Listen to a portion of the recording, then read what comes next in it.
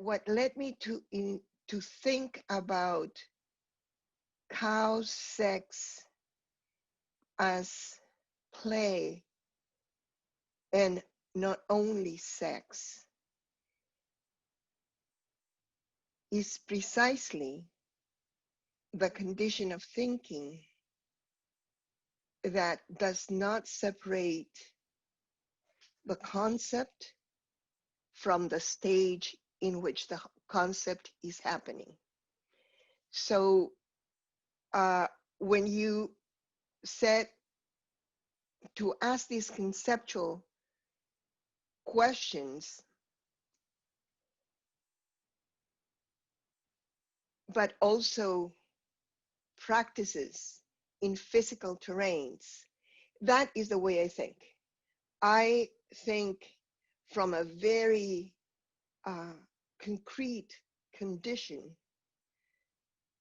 to the analytical term. So my inspiration to abstract is never without what you called the physical terrain or the physical practice. So without being engaged in as observer in a practice of, for example, bull semen extraction or cow insemination or cow vacuuming of embryos, I would not, and at the same time, having seen the cows that were being either inseminated, well, mostly the cows that were being inseminated, jumping and playing and licking and pushing and rowdy.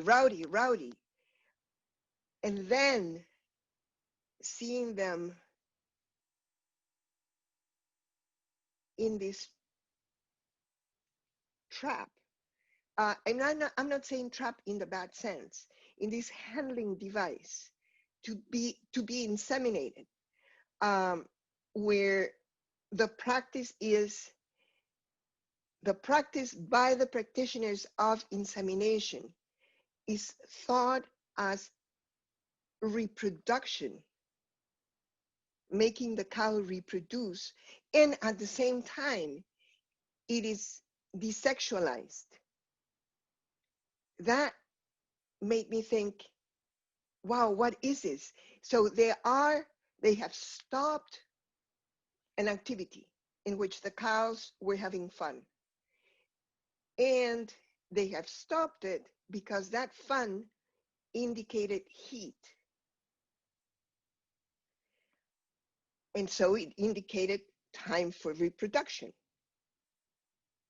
So it indicated what to the human inseminators is sexual schedule. So they proceeded with the indication in that sexual schedule, which is inseminating. And as they were inseminating, they were also very careful in answering my questions, actually, desexualizing the act of insemination, because it was not cow sex. It was veterinarian insemination. It was not cow sex, it was veterinarian insemination, but it was prompted by a sexual schedule. So these were coincidences and connections and disconnections that I wanted to think with. I wanted to think, so what am I thinking sex is? What are they thinking sex is? They meaning the inseminators. And what are the cows thinking is happening? and what were they doing that's not happening anymore. I find very interesting that, well, I'm interested in knowing the reason why you are calling it cow sex. Because for me, it seems like a way to continue recognizing the dignity of these individuals who were deprived of their sexuality, which was replaced by reproduction. And in the sense, it made me think Marisol is referring to it as sex, because otherwise it would be reinforcing the reproductive condition in which these individuals, to which these individuals are exposed. But I would like to ask you a little bit about the choice of this word and its relationship to the situation that you're looking at. Yeah, that choice is not stable, actually. I also want to use it in constant conversation with play, and and I want to do that in order to disentangle it from reproduction. I want to think what would cows themselves, how would cows themselves continue their relationship were this play not arrested? Because actually, arousal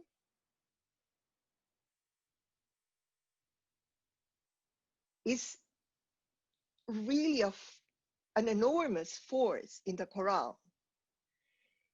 It is a force that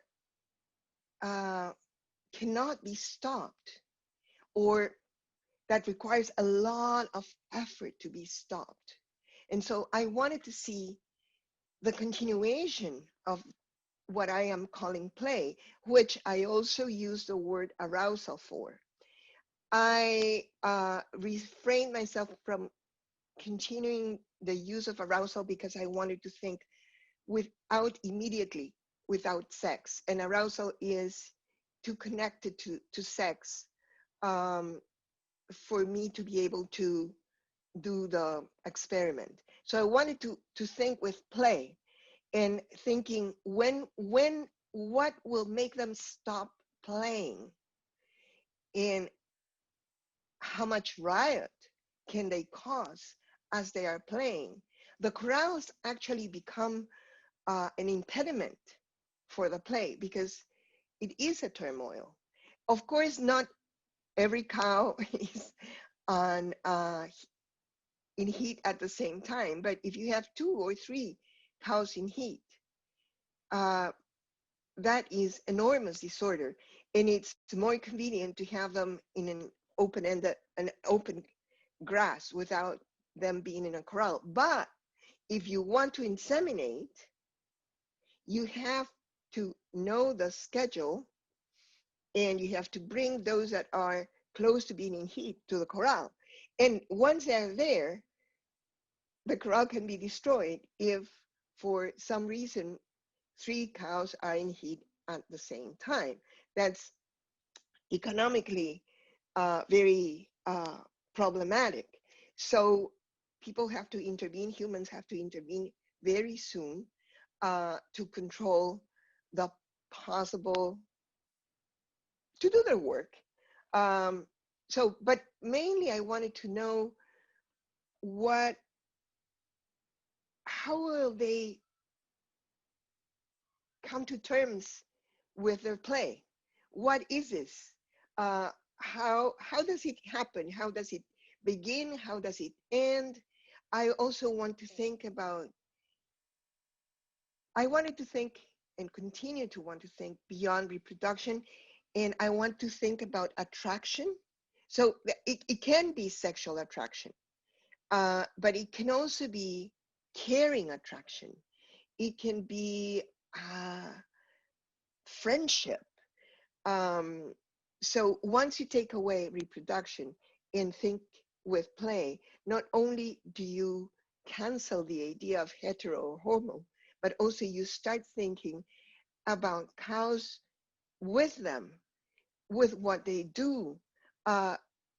You can think about the social relations of cows beyond reproduction. I do think that heat uh, is a moment in a cycle in which relations are exacerbated or are potentially um, multiplied. And I just want to imagine what cows themselves do with heat.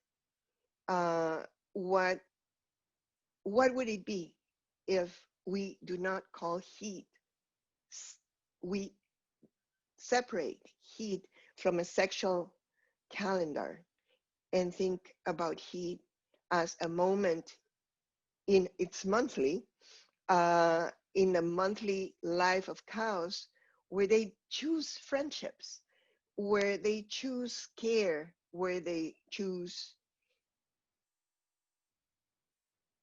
love, where they choose a connection.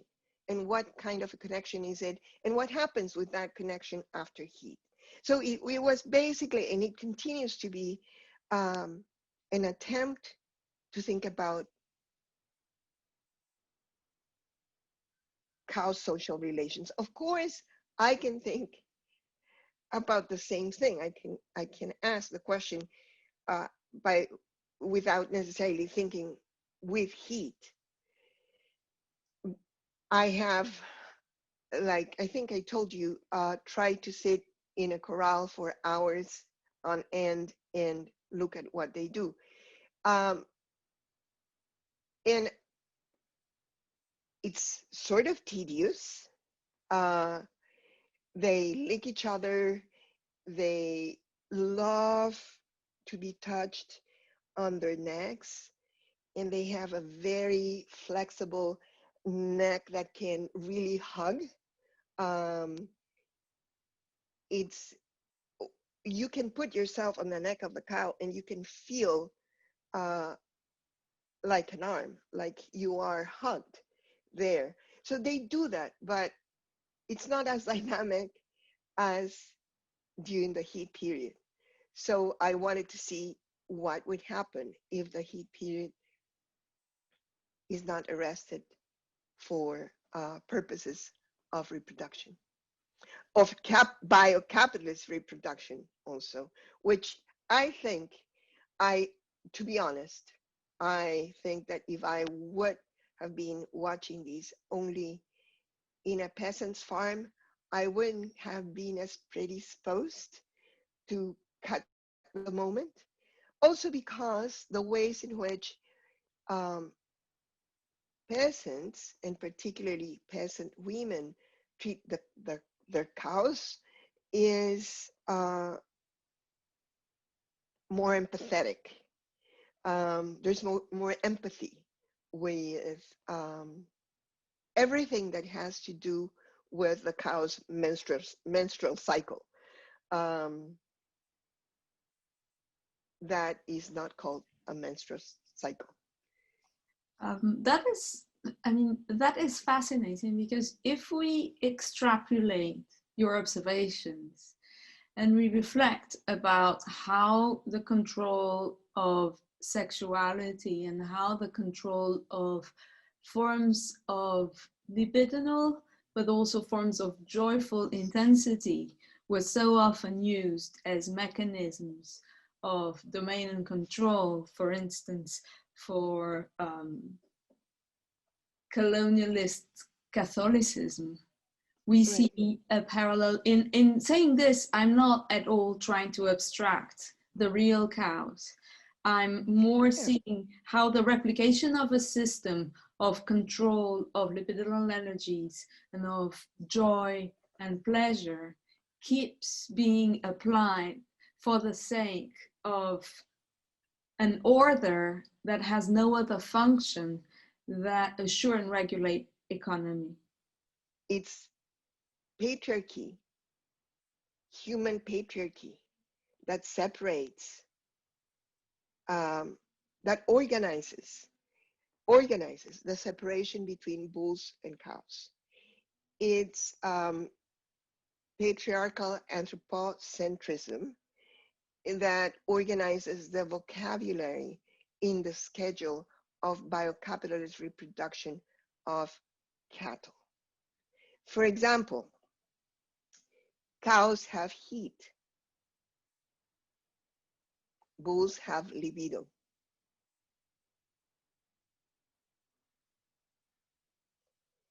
So a bull can have a bull can have better or worse libido. A cow always has heat. It's not better or worse heat. It's the intertwinement between patriarchy and current cattle reproduction is absolute, I would say. Uh, on the other hand, bulls and cows don't obey this patriarchal organization of their lives, and they just mount each other regardless of who they are, which is what fascinated me. So there's this tension between organizing reproduction, separating sexes, and this answer back from what I call generically cows on purpose, answering back like, we don't want this. We're having fun. We're doing something else. In Colombia, which is where I'm mostly doing this work and thinking from, um, bull semen is omnipresent in cows' herds, um, regardless of um, wealth of the farm. I would say that it, I would even venture to say that it's more generalized to buy um, the semen straw among peasants than it is among large landowners who have great bulls that they want to use for reproduction of their herds. But even then, the use of the sperm or the sperm straw, the semen straw, if in the hands of a woman, is very different than in a big farm. I have not seen, because I think that is, I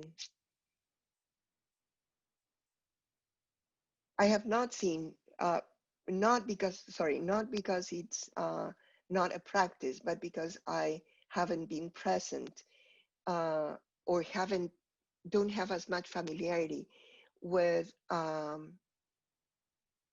female inseminators. Most inseminators, even in small farms, peasant farms, are men.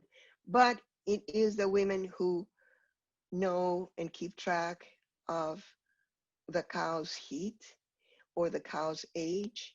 And if a cow is too uh, young, the woman that owns the cow considers the cow too young to be impregnated. They will give the cow a break for several months until they can definitely not afford not to impregnate the cow because they need either to sell it pregnant, or they need an offspring to continue their herd, or any other reason. But there's more, in a sense, there's more. Going back to your question about human and cattle connection, there's more, I've already said these, there's more empathy between women handlers of cows and their cows. Um, There's definitely, and it's fascinating to think. So this anthropomorphism can also uh, be a source of care. But what I also wanted to talk about, Filipa, if it's okay, is about this idea that making cows genetically, breeding them, is a very specific way of terraforming. Terraforming with cows. And I'm calling that cow forming, to think about the specificity of the genetic making of cows in forming the land, in landscaping. Uh, when you make cows, when you design, and design is an enormous practice also in this genetic making of cows. When you design cows genetically, you're also designing a landscape. This is very obvious, but I think we have not thought about that. You're designing, because certain cows eat certain things and other cows eat other things. So if you're designing cows for pasture, you're designing the landscapes for cows for pasture. If you're designing cows that are going to be in a factory farm, you're designing the landscape of the factory farm. Cow forming has a very expansive terraforming potential. I mean, And so, oh, sorry to go interrupt. ahead, go ahead, go ahead. Immense to the point that your reflection is leading me to think that a large part of, I mean, I've been having a love-hate relationship with the concept of the Anthropocene, which Uh-huh. again is anthropocentric as a notion, and in fact, cow forming to a large extent, thinking about how industrial agriculture has been so important to reduce natural habitats and to radically transform um, forests and different lands into pasture, and how the cows are entangled in the process of soil deterioration that will also lead to their own deterioration, because a worse soil makes also a worse cow. It is fascinating to think about this cow forming concept as a concept that to a large extent defines our present moment, because we are in a moment, I mean, the situation concerning environmental decay and temperature rise and excess of carbon production and emission is to a large extent connected to the industrial scale to which cow pastures have been widespread, especially in certain areas. So your reflection is making me think that this cow forming is also a term that defines not only the complex relationship between the cows and the terrain they constitute, but also the moment in which we live in. No? Yes, and I wanted to put the cow central in the center of the stage of making land, making earth, terraforming, to think beyond uh, raising forests as part of the current moment, the current anthropogenic moment. yes, you raise forest and then you put something that has been genetically produced in cooperation, in human cattle cooperation, and that will have the power to either regenerate soils or will have the power to uh, continue the destruction of soils and land, depending on the ways in which it is handled. So cow farming is a very heterogeneous practice. It's not only a destructive practice, it's a terraforming practice in which cows have agency depending on the relation between cows and handlers. And it goes back to this moment of arresting play. If we arrest play because we want to reproduce cattle rather than have cattle, the consequences, the cow forming consequences, are going to be very different. It's not going to be the same if cows have offspring than if cows are made to reproduce. When biocapital captures cow sex and makes cows reproduction as reproduction only, then we are in trouble.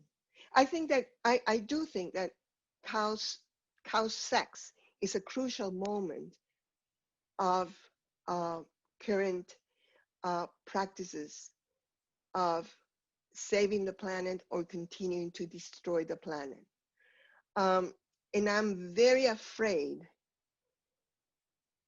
that all what I'm going to say is just a repeat of what has happened with all the greening of the Anthropocene.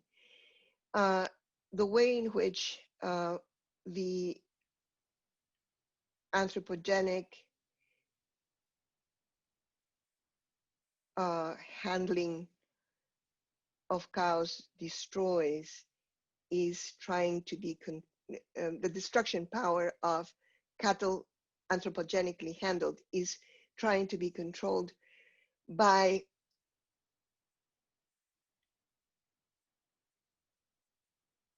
producing the same amount of profit and reducing the level of methane in the atmosphere. So genetic improvement of cattle when it comes to the improvement of methane production or emission means to make cows that are genetically more efficient in terms of the yields so that you can have more yield in less time so that the cow can go to the slaughterhouse sooner, meaning it has less lifetime to produce methane. So it's controlling methane by handling the time life of a cow. And it's different between cows and bulls.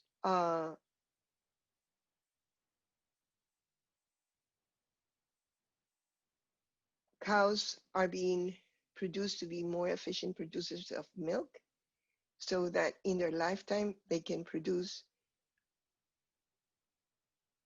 living less, they can produce the same amount of milk that they would have produced if they lived more, and therefore each cow would emit less methane. With bulls, it's gaining weight faster so that they can be sent to the slaughterhouse sooner. So I do think that genetic biocapitalism has to be engaged with in terms of cattle sex. I really want to go back to the very beginning Mhm. of the conversation where you said, Marisol, that in your work you really embed yourself both within your thinking and your writing in the physical terrain and in the physical practice. First, I want to start with asking you what you consider as physical, both in terms of terrain and practice, because that leads me to think of the problematics that the physical can also encounter when it is aligned with what a lot of people consider as natural, and Uh-huh. that the world natural is within quotation marks Right. used in many instances where it can be very controlling of people's lives and bodies and sexualities. I said physical because Filipa used the word physical. I usually say empirical. And I think about ethnography as what I practice, and I think about ethnography as a concept making genre. And the kinds of concepts that ethnography makes, I call ethnographic concepts. And what an ethnographic concept is an oxymoronic concrete abstraction.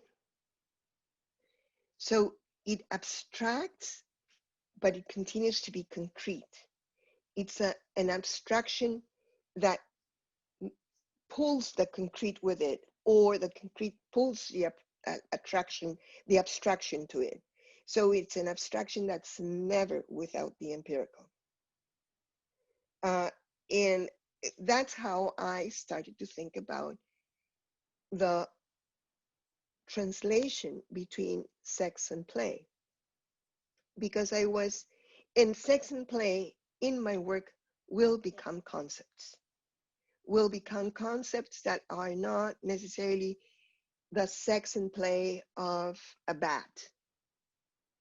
It'll be sex play, cow sex play.